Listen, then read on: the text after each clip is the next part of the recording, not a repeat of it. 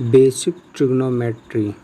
I am Manish Kumar Tiwari from the Brilliant Tutorials. My tutorials belongs to CBSE and Bihar Board 3rd to 12th. Very good morning students. I am Manish Kumar Tiwari from the Brilliant Tutorials. आज आपके समक्ष प्रस्तुत है NCERT class 10th mathematics का trigonometry example number 5।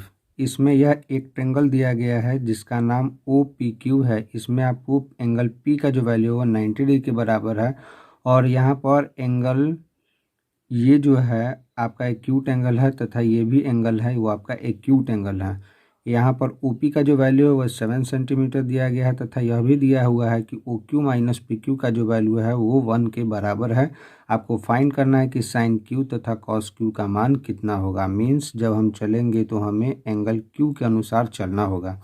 अब हम सबसे पहले कहाँ से चलेंगे तो पाइथागोरस थ्योरम से चलेंगे। पाइथागोरस थ्योरम के अनुसार हम जानते हैं कि h square equals to P square plus B square होता है। यदि हम हाइपोटेनस के फॉर्म में OQ को माने तो मेरे को लिखना होगा कि OQ square equals to P के फॉर्म में मैं PQ को लेता हूँ, इसलिए यहाँ पर आपका हो जाएगा PQ स्क्वायर और B के फॉर्म में मैं आपको अभी PO के वैल्यू को लेता हूँ, मीन्स PO स्क्वायर।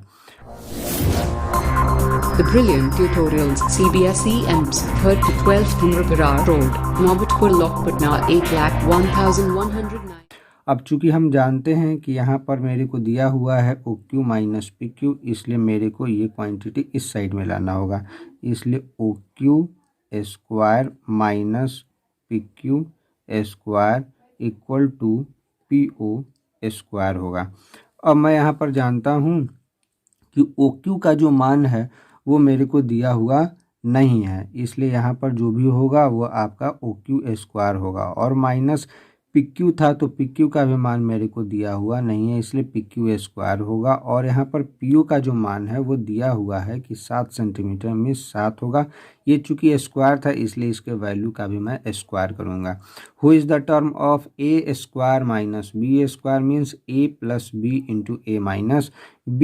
कहने का मतलब कि OQ minus PQ into OQ plus PQ और 7 का स्क्वायर इक्वल टू 49 होता है। अब चूंकि मेरे को यहाँ पर दिया हुआ है कि OQ माइनस PQ का जो वैल्यू होता है वो 1 के बराबर होता है, इसलिए मैं इस स्थान पर इसके वैल्यू को पुट करूँगा तो इसका मान 1 होगा। अब चूंकि यहाँ पर हम देख पा रहे हैं कि ये OQ है और प्लस आपका ठहरा PQ, इसका जो वैल्यू होगा वो 49 के बराबर होगा। यदि हम किसी क्वांटिटी में 1 से गुना करते हैं तो यही क्वांटिटी फिर से रिपीट हो जाता है, मिस OQ प्लस PQ होगा। ये गलती हो गया, आप इसे इग्नोर करके चलिएगा। इसे मैं मान लेता हूँ इक्वेशन नंबर 2 मान लेता हूँ और यहाँ पर जो आपका दिया हुआ था मैं इसे इक्वेशन नंबर 1 मान लेता हूँ। अब चूँकि हम लोग जानते हैं कि जिस प्रकार से हम लोग x और y को सॉल्व करने के लिए एक मेथड का इस्तेमाल करते थे, एलिमिनेशन मेथड का, उसी मेथड के जरिए हम एक को कैंसिल करेंगे और दूसरे के कोरिस्पॉन्डिंग वैल्यू को निकालेंगे। जैसे equation first and second. First आपका जो इक्वेशन था वहाँ पर लिखा हुआ था OQ minus PQ equal to 1, जबकि यहाँ पर जो मान दिया हुआ है वो आपका OQ है और प्लस 18 PQ इक्वल टू 49। अब मैं क्या करूँगा, देख रहा हूँ कि एक क्वांटिटी प्लस में वही क्वांटिटी आपका माइनस में भी है, अब दोनों कैंसिल हो गया। अब यहाँ पर मैं देख पाऊँगा कि OQ बच रहा है, मगर OQ कितना बच रहा है तो OQ मेरे को 2 ठो बच रहा है OQ, और इस साइड में 49 और 1 मैं जानता हूँ कि 50 होता है। अब मैं 2 से 2 काट दूंगा तो मेरे को बचेगा यहाँ पर OQ इक्वल टू 25। आप इसे कभी भी 20 ना समझे, ये 2 इंटू OQ है, मैं इसे डॉट करके लिख रहा हूँ। अब मेरे को OQ का तो वैल्यू पता चल गया, इसलिए मैं यदि यहाँ पर भरपाई करूँ कि OQ का वैल्यू कितना होगा तो मेरे को OQ का वैल्यू यहाँ पर 25 लिखने में कोई परेशानी नहीं होनी चाहिए। अब चूँकि हम लोग चल रहे हैं कितना से, तो हम लोग चल रहे हैं आपका सेकंड इक्वेशन से। सेकंड इक्वेशन क्या दिया हुआ है तो आपका जो सेकंड इक्वेशन है मैं उसमें फिल करूँगा फ्रॉम सेकंड में किसका वैल्यू फिल करूँगा, तो सबसे पहले मैं इक्वेशन लिखता हूँ O Q plus P Q equal to 49। अब मैं जानता हूँ कि ओ क्यू का जो वैल्यू है वो मेरा ओ क्यू का वैल्यू 25 है, इसलिए मैं यहाँ पर 25 रखता हूँ और प्लस जो आपका पी क्यू का वैल्यू था वो निकलेगा, यहाँ पर आपका 49 हो जाएगा। इस प्रकार P Q equal to 49 minus 25 means P Q equals to 24 centimetre होगा। अब मेरे को जानना था साइन क्यू का वैल्यू कितना होगा और कॉस क्यू का वैल्यू कितना होगा। तो मैं जानता हूँ कि sine theta equals to formula होता है परपेंडिकुलर बाई हाइपोटेनस, जबकि कॉस थीटा का जो फार्मूला होता है वो होता है बेस बाई हाइपोटेनस।